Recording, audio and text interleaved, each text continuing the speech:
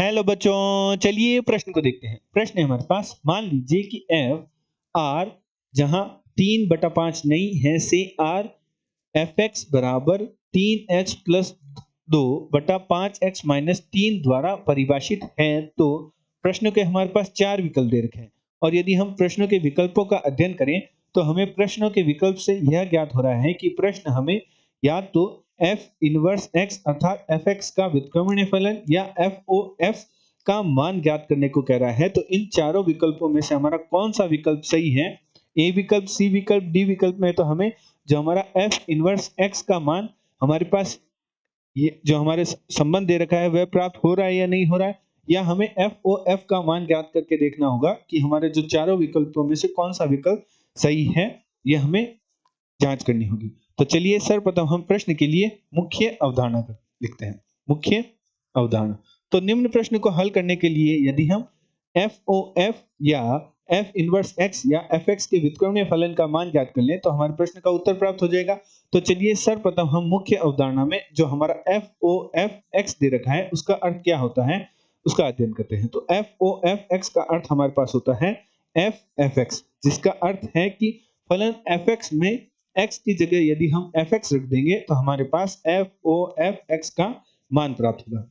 अब हम देखते हैं कि किसी फलन का व्युत्क्रमणीय फलन किस प्रकार ज्ञात करते हैं। तो किसी फलन का व्युत्क्रमणीय फलन हम निम्न चरणों में ज्ञात करते हैं कि प्रथम चरण में जो हमारा फलन fx दे रखा होता है उसे y के बराबर रख देते हैं।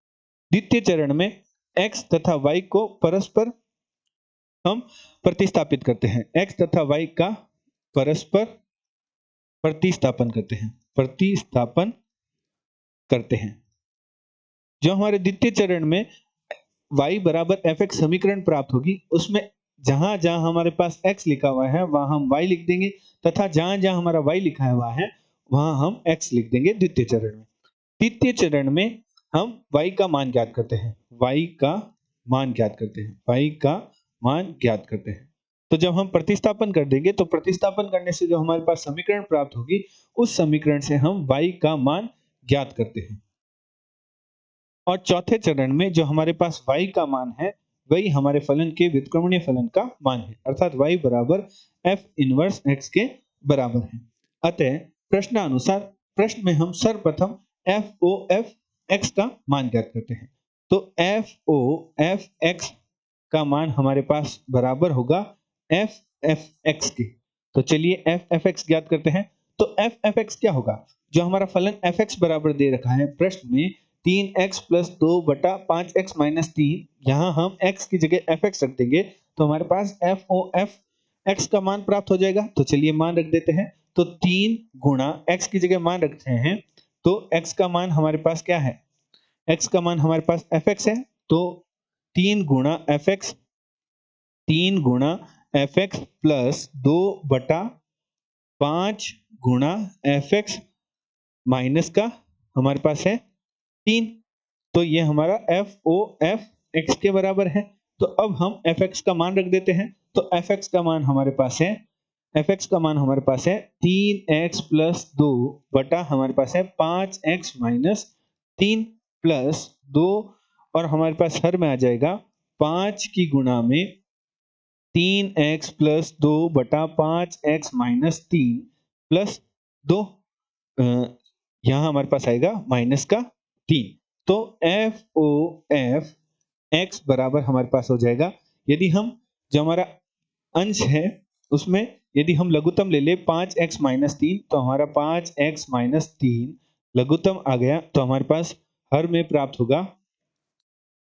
तो 5x माइनस 3 हमने अंश में लघुत्तम ले लिया तो हमारे पास ऊपर प्राप्त हो जाएगा 3 गुणा में 3x प्लस 2 गुणा में 5x माइनस 3 एवं हमारे जो हर है उसमें यदि हम 5x माइनस 3 लघुत्तम ले ले तो हमारे पास यहाँ हमारे पास प्राप्त हो जाएगा 5 गुणा में 3x प्लस 2 माइनस 3 गुणा 5x माइनस 3। तो 5x माइनस 3 से 5x माइनस 3 कट जाएगा तो यहाँ एफ ओ एफ एक्स हमारे पास प्राप्त होगा। 3 की गुणा करते हुए यदि हम लिखें तो 3 तिया 9x plus 6 plus 10x minus का 6 और हमारे पास हर में प्राप्त हो जाएगा 5 की गुणा करें तो 15x plus 10 minus 15x plus का हमारे पास प्राप्त हो जाएगा 9। तो 6 से 6 घट जाएगा तो हमारे पास प्राप्त होगा 19x, और 15 से 15x कट जाएगा या घट जाएगा तो 10 प्लस 9 हमारे पास प्राप्त हो जाएगा 19। तो 19 से 19 कट जाएगा तो हमारे पास मान प्राप्त होगा x। तो प्रश्न के विकल्प देखते हैं तो f(x) का मान -x के बराबर दे रखा है बी विकल्प में, अर्थात हमारा बी विकल्प गलत है। अब हमें जो हमारे 3 विकल्प हैं A, C, D, उनमें हमारे पास f इनवर्स x अर्थात फलन fx के व्युत्क्रमणीय फलन का मान दे रखा है। तो चलिए अब हम f इनवर्स x ज्ञात करते हैं। तो f इनवर्स x ज्ञात करने के लिए सर्वप्रथम जो हमारा फलन fx है उसे y के बराबर रख देते हैं। तो fx बराबर हमारे पास है 3x प्लस 2 बटा 5x माइनस 3। द्वितीय चरण में हम x को y से तथा y को x से प्रतिस्थापित कर देते हैं, अर्थात जहां x है वहां y तथा जहां y है वहां x रख देते हैं। तो हमारे पास प्राप्त हो जाएगा x बराबर 3y प्लस 2 बटा 5y माइनस 3। अब हम वज्र गुणा करके y का मान ज्ञात करते हैं तीसरे चरण में।